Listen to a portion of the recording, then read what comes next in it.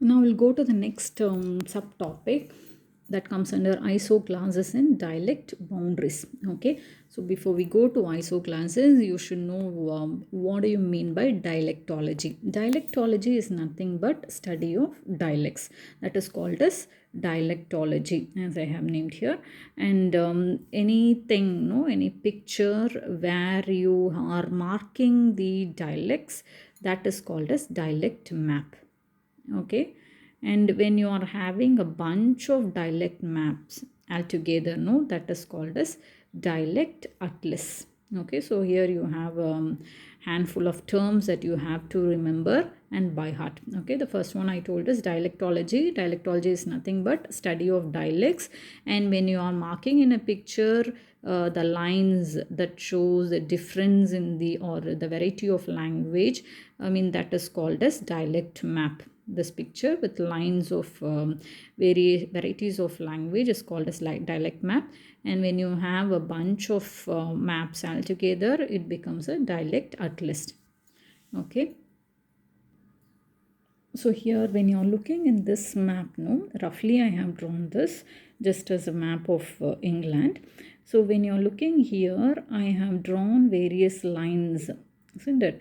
So these lines, what are these lines? These lines indicate the variations of language spoken in a particular geographical area.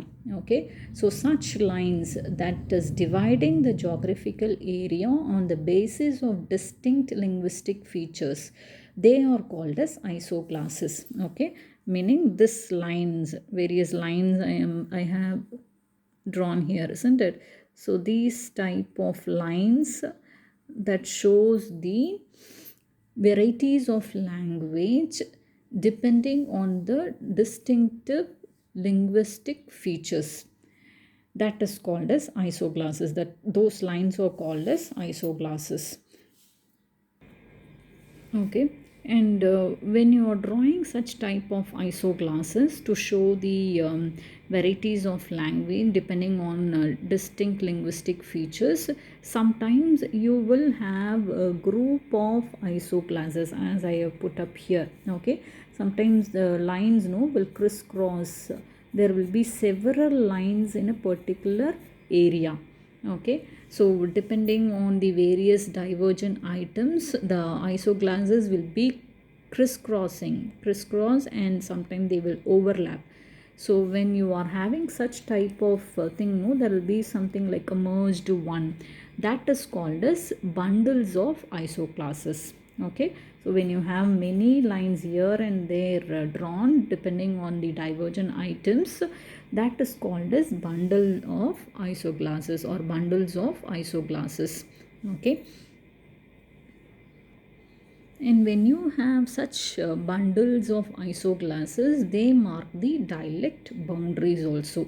Okay, so when you are having many isoglasses here, that is called as bundles of isoglasses, and apart from that, that will mark the boundaries of dialects also, and that is called as dialect boundaries. So apart from these variations, the map which is showing the variations in language depending on the geographical area, you have different varieties within that particular area itself. For example, if you are just checking the language, the same language spoken by two different individuals, it will not be one and the same. So, why such variations occur within the same geographical area? It is because of the speech habit of a particular person or particular individual. So, the entire speech habits of an individual is called as idiolect.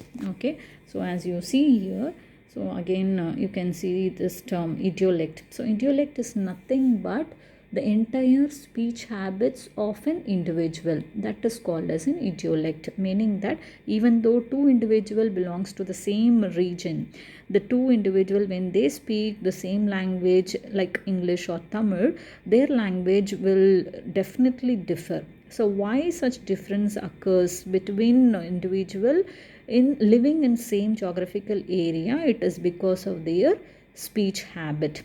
Okay, so every particular individual have their own speech habit, and since they have their own speech habit, they differ in the language, and that is called as idiolect. Okay, and when you have collection of idiolects, okay, when you have a collection of idiolects, then you will get a dialect. Again, when you have collection of idiolect, then you will get a particular language. Okay, so don't confuse here. Idiolect is nothing but a speech habit of a particular individual. When you have many individuals of the same type of language, that becomes an dialect. Okay, again when you have many dialects, that becomes a language. Clear?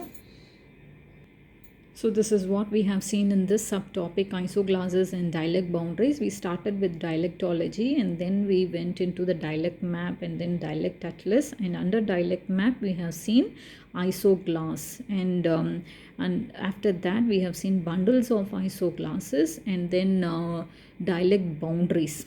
Okay, and then we went into idiolect, and then collection of idiolects which becomes dialect, and collection of dialects which becomes a language.